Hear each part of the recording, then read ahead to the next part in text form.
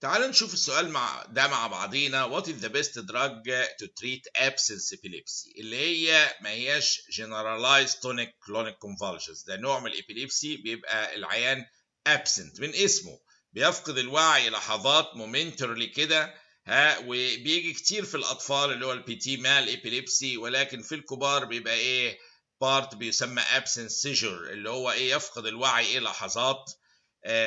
ده حالة تيبيكالي بتتعالج بأفضل دواء له في وسط دول. عندنا هنا الهالوبريدول والفينيتول الحاجات المشهورة، ولكن هو له علاج خاص قوي الابسنس سيجور دي، اللي هي بتيجي اللي هي الايثوثوكسامايد اللي بيفقد الايه التركيز لحظات.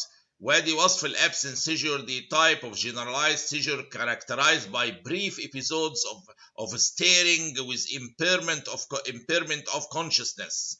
تلاقيه برق كده ويفقد الايه التركيز والوعي لحظات كده وهو مبرق، ويختفي على الوجود لحظه ومبرق، وبعد كده ايه يرجع يعاود حياته ايه الطبيعيه. دي اسمها absence seizure، وعلاجها الرائع التاريخي اللي هو الايثوثوكسيمايد. والحقيقه الابسنس سيجور كاركترايزد يوجوالي ب generalized 3 Hz spike and slow wave discharges. ده هنا الاي جي بيبين لنا هل دي generalized tonic convulsions ولا absence seizure ولا psychomotor seizure، بيبقى ليها صفات معينه. 3 Hz دول waves مع slow wave discharge، ده دول تيبيكال يشخصوا لي الابسنس سيجور اللي هي علاجها كان ايه زي ما قلنا الايثوثوكسيمايد. ريد ستيرنبرج cells are characteristic of.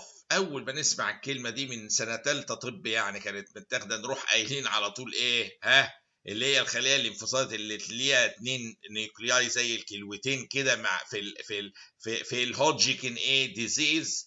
دي كاركترستيك، يعني انا يوم ما بلخبط ما بين الهودجكن والنون هودجكن لينفوما اعمل بايوبسي هتطلع لي ايه الريد ستيرنبرج جاينت سيل دي اللي هي ايه بتاعه الهودجكن لينفوما. ادي واحده صغيره ايه اهي الاثنين قبل بعض شايفين دي اهو الاثنين ايه العينتين دول اللي جواها دي كان مشهوره جدا ناخدها وعلى طول تتشخص الحاله ايه هودجكن ايه لينفوما. ده لو بقارنها باي شيء اخر كاركترستيك وجود الريد ستيرنبرج سيلز دي للهودجكن لينفوما.